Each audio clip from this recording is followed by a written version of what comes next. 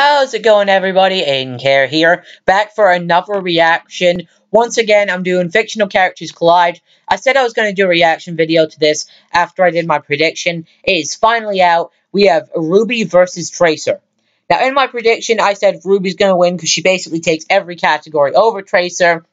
So, I stand by my prediction. There's been nothing new to really change my mind. So, I stand by what I said before. I honestly do think that Ruby will easily take this fight. And without further ado, hold on, one more thing. The channel links to the Great Demon and the Red Archer and the link to the actual episode is all going to be down below. Make sure to check those guys out. They are awesome. And check out the official series and check out the proper episode without my annoying commentary all over it. So, without further ado, let's get into Fictional Characters Collide, Season 1 finale, Ruby Rose versus Tracer. One thing that I always have meant to ask the Great Demon or the Red Archer is what song's in the intro. I can never remember what song that is, because I know I've heard it somewhere, well, besides the series, but I know I've heard the song somewhere, but I've never asked what it is. It's a really good intro, though. I wonder if he's gonna make a second one for Season 2.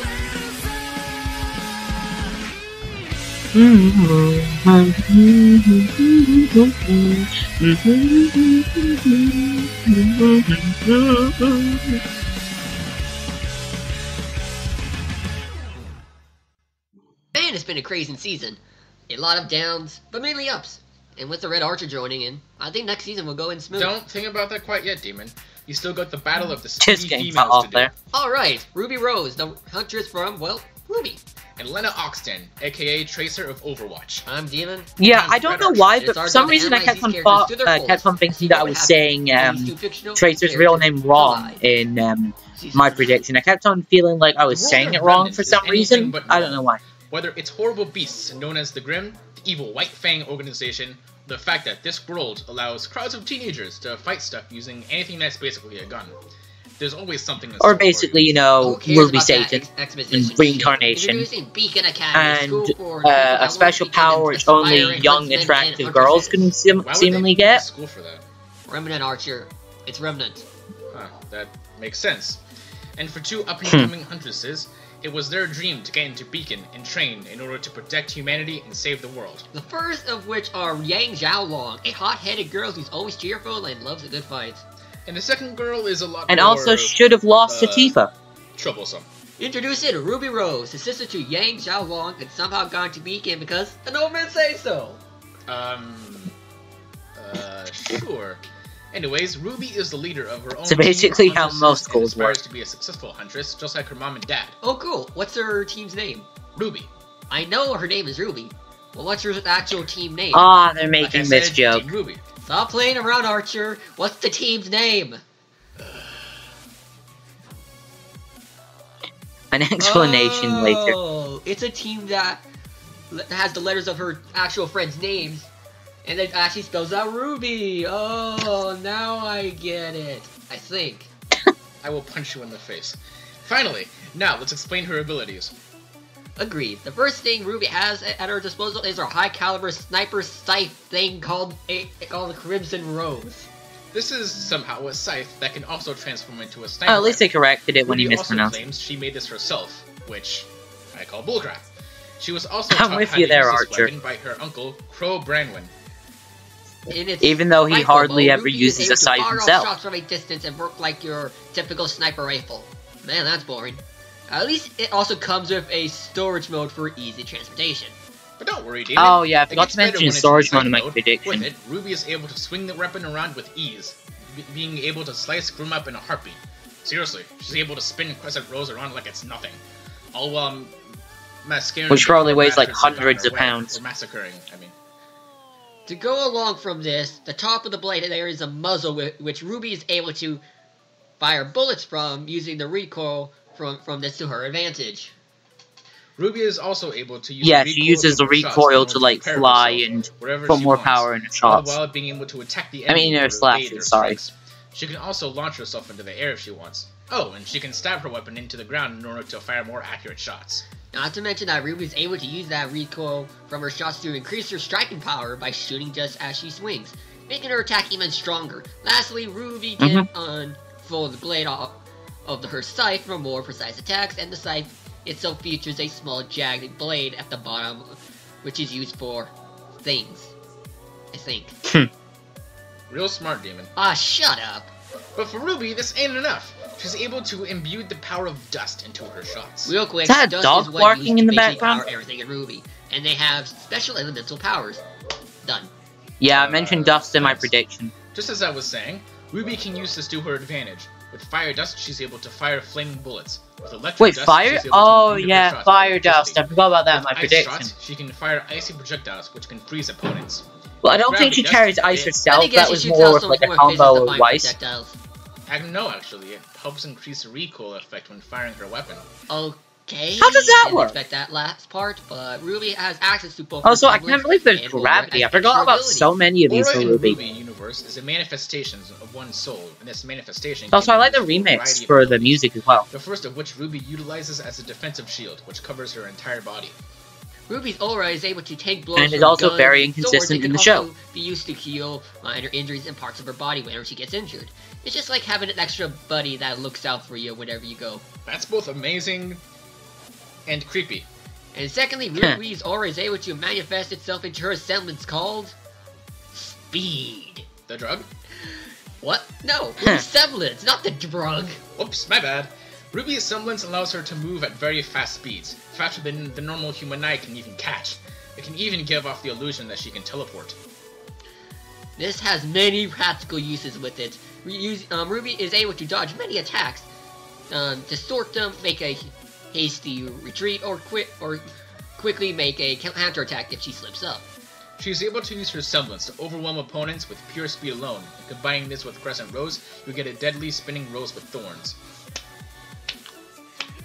Was that supposed to be a joke there? Oh, why thank you, Captain Obvious! You're welcome! Smartass. Oh, and one last thing. Ruby has her Super Ride, which allows her to do... Wait. What did they do? I don't know, I didn't know she inherits them from her mother, but... Is that it?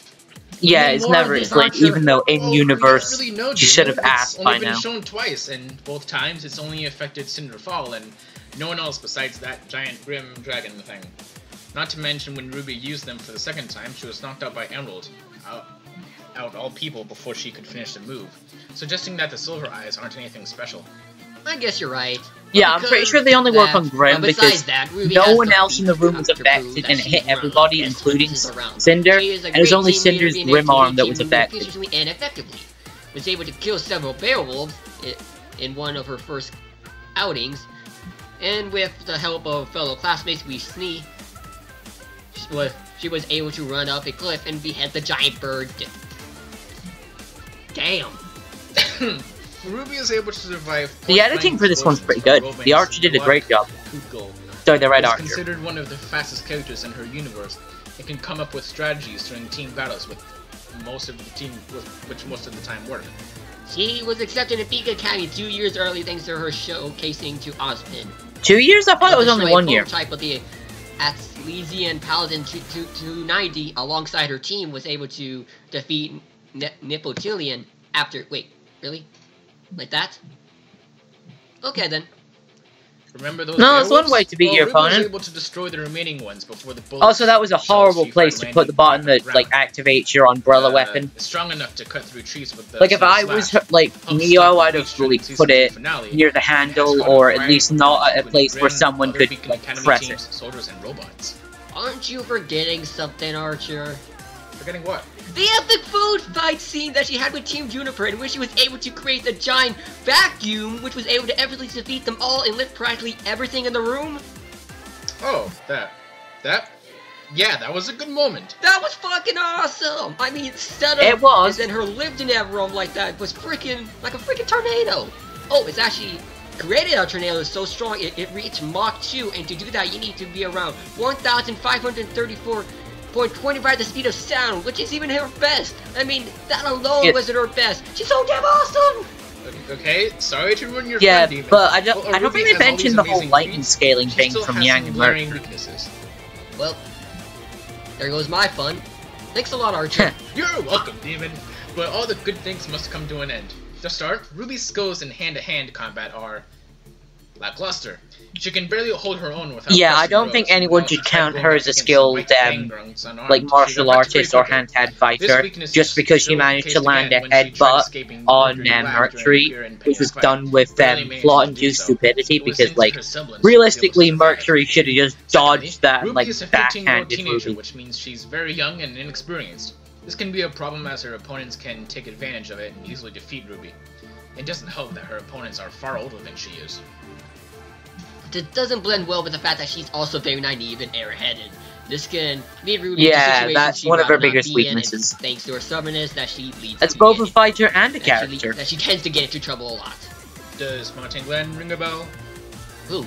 The drink? I'm not gonna justify that response. Oh well. Oh, not to mention that half of Ruby's feats come from help from her teammates. It shows that she needs more of a team player than anything else, and while Ruby can hold her own by herself, yeah, she is much better in a team, like Leonardo. Solo. Also bringing up the Silver Eyes again, while it appears to be super effective against Grimm, and even maidens such as Cinder, it hasn't been shown affecting anyone else, suggesting that it doesn't harm anyone fitting that criteria. AKA, yeah, though I think it affects Grimm, not really maidens, because if you look at that scene that's actually on screen right now, you can see her clutching her arm, which you find out later is a Grimm arm. Her energy and leave her fatigued, and even with her super speed, she can still be overwhelmed by either other Sembles's users or people that can keep up with her speed. But despite and also her fighting style is a bit predictable. Ruby, and will stop at nothing until she becomes the world's greatest huntress. If only we can find out more about the Silver Eyes. Shut up, Demon. Huh. Well, hopefully we find out more next season. We will stop them, and I will stop you. Then I'm dead. Hey Archer, what if I told you there was a world where robots and humans were once at war with each other? So, Terminator? Nope, not exactly. You see, there was once a war fought between it's kind of like Terminator, robots rising up against the humans, war happening against the human creators. So, still Terminator, but without Skynet. Or what about iRobot? God damn it, Archer. That actually makes I love iRobot. That's a great movie. Crisis, the organization called Overwatch was formed. Its purpose? To protect the world and settle world disputes more peacefully.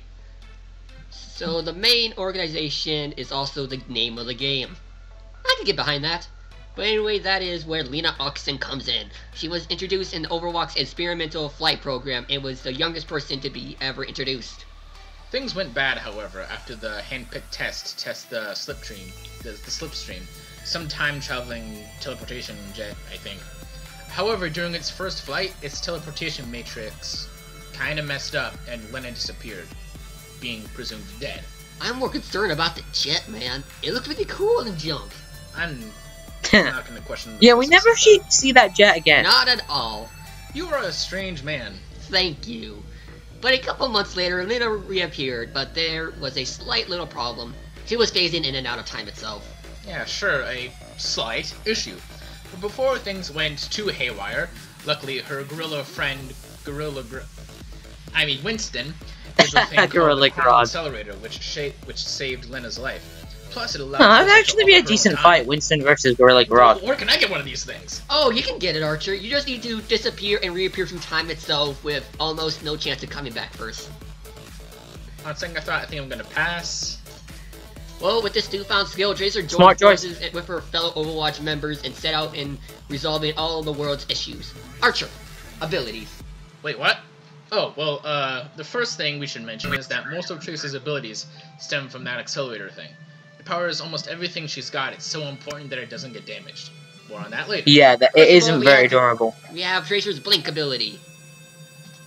This allows her to move ahead in time and either get a jump on the enemy or make hasty retreats or towards an objective. During this cinematics, Tracer is shown she can do this almost endlessly. But since it's a she can do it a lot more like outside of gameplay. To use it for a couple seconds. Not to mention, she can only do a max of up to 3 blinks during gameplay, so who knows? But in the cinematic, she I showed that she can do more than just 3 Archer. I don't need your smart off right now, Demon. Of gameplay. With her recall ability, it allows Tracer to retrace any previous mistakes that she might have made. So for an example, she ran into Roadhog, she can just recall and get straight out of there, being able to approach the situation differently. This ability also allows her to heal any damage she's gained in those last few seconds, and even bring her back to where she was as well. It's kind of like a instant heal all wounds, say if you want to dumb it down thing. Which she just made up. I need something to call it, okay? Also, one last thing to note, the recall takes twice as long to recharge than her blink, so it's best used sparingly. Also, it's only like a maximum of 15 seconds. She got the pulse pistols. These babies fire in rapid spurts, and since they are also connected to the chronic accelerator, it gives her almost unlimited ammo. Sure thing, Demon. The pulse pistols are able to deal massive damage close range, are okay at mid range, but god awful at long range. It's better for Tracer to use. Oh yeah, these things suck at long range. Or else she'll Any person that has ever played Overwatch will tell you that they suck at long range. Since it's connected to her chronic accelerator, the device can overheat and it can disable her guns. This just screams stupid design flaws. Lastly, she got her pulse bomb. This is her ultimate ability, which charges over time, and is her most powerful attack. Once it's done charging, Tracer is able to throw the bomb onto any surface, or unlucky surface that's in her way. It sticks onto whatever it hit, and don't think you can get it off because you can't. If Tracer gets a successful bomb throw, yeah, you're pretty much screwed when that thing's on you. Up in a blaze of glory, it can earn her some nice kills. How's that for play of the game? Bastion still gets it at the end though. Damn it! Although Tracer has to make sure it actually hits the That's pretty good, actually. So just be another lame explosion. But you know what's not lame? Her feet. List of Archer! Do I have to do everything around here? You're my co-host. What else are you supposed to be doing? True. Tracer along with help from a Gorilla Grub. Wait, Winston. Yes, Winston. Damn, we used the same joke twice here. As you were saying, Tracer, along with the help of Winston, was able to fend off both Reaper and Widowmaker from stealing the Death Gauntlet, was able to go toe-to-toe against Widowmaker again in a one-on-one fight, and is probably one of the main reasons why Team Overwatch is still around. What else does she have? Well, nothing else really. Oh god, don't tell me this is Dark Link all over again. Yeah, without the cinematics, she would basically be featless. Yeah, pretty much.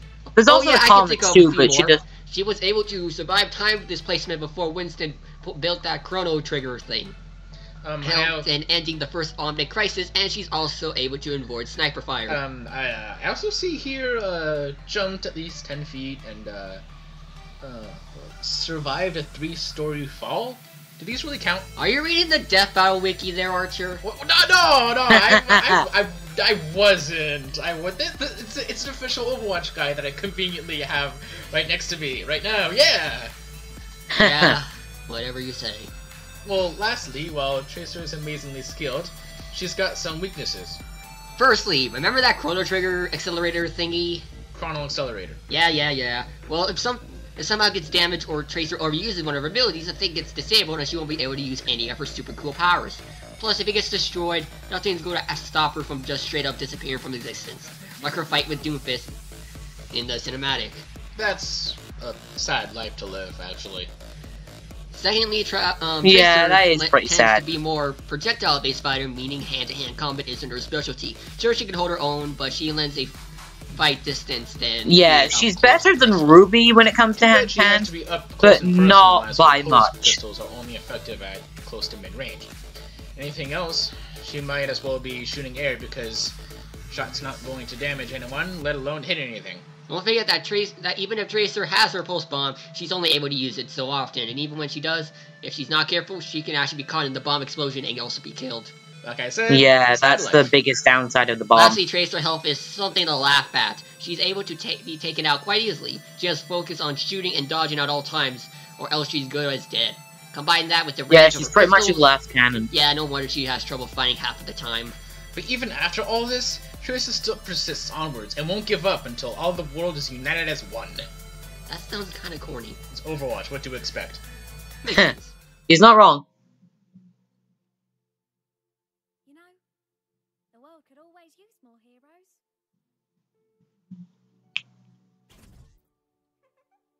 Alright, now it's time to get into the animation. As I said before, Okay, LK64 is going to be animating this. Debate. It's time for these two fictional characters to collide. Oh, that looks great. Well, the Tracer sprites don't look too good, but you know, they're still pretty good. Alright, come on, Ruby.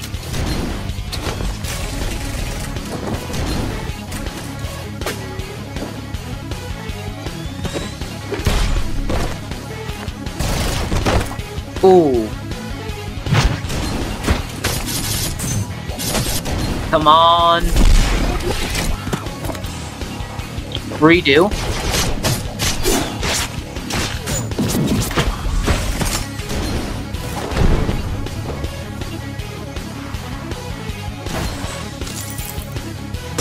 Oh, that's cool.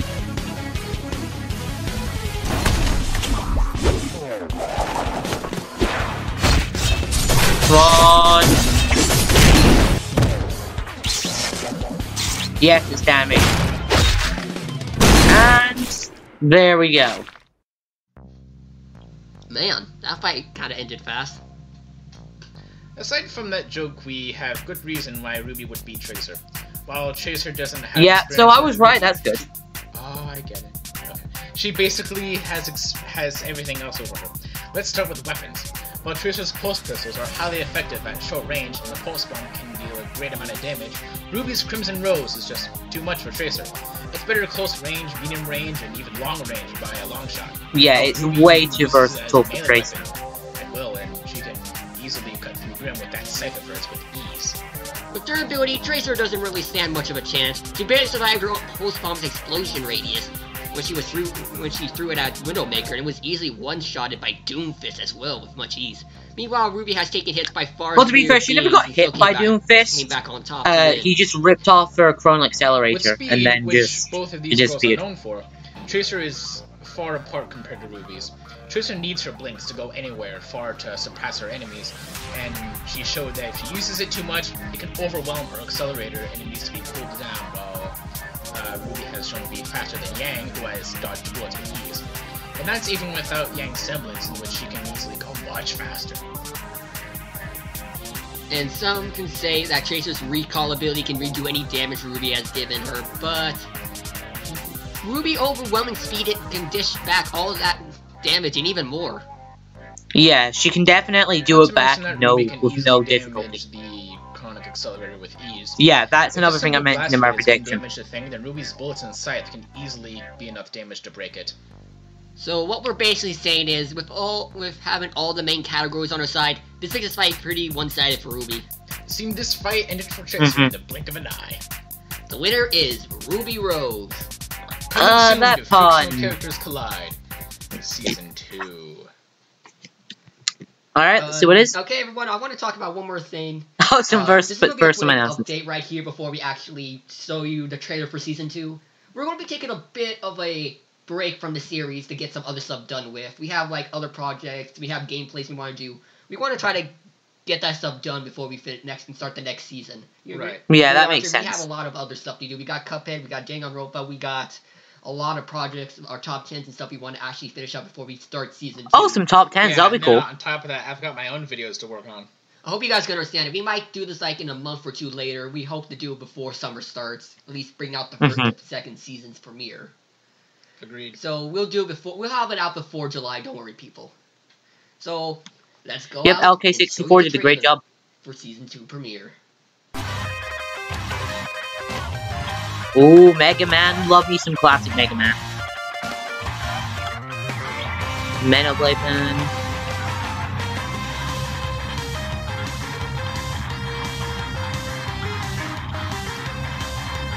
Oh, I like that remix. Da -da -da -da -da -da.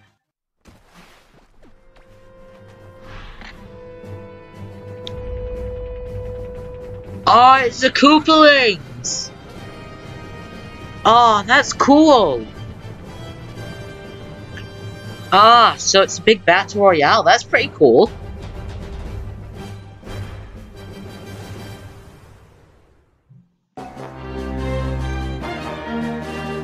Ah, that's really cool, actually. That's kind of tough.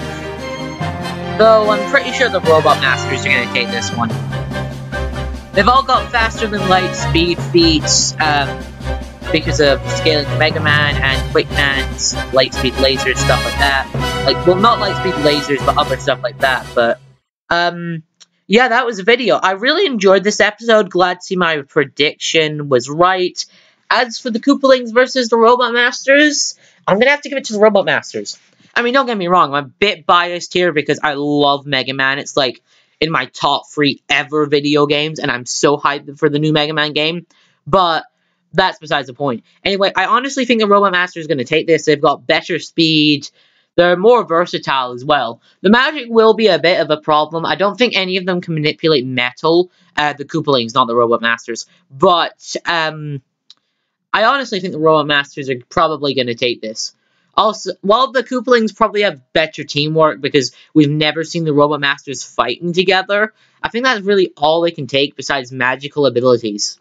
So I'd have to solidly give this to the Robot Masters for next time. Anyway, guys, thank you once again for watching. Let me know what you want me to react to next time. Now that Fictional Characters Collide is done till, they said about July. So I'll need some other stuff to react to. So leave some suggestions. If you have your own Versus series you'd like me to react to or something like that, let me know in the description below, and I will react to it if I like it. So, once again, thank you guys for watching. Go check out the Demon and the Red Archer's channel down below. Go check out the full episode if you don't want me commentating over that. I know some people find my voice annoying, but anyway, go check that all out down in the description. Thank you once again for watching, and I'll see you guys in the next video. Peace.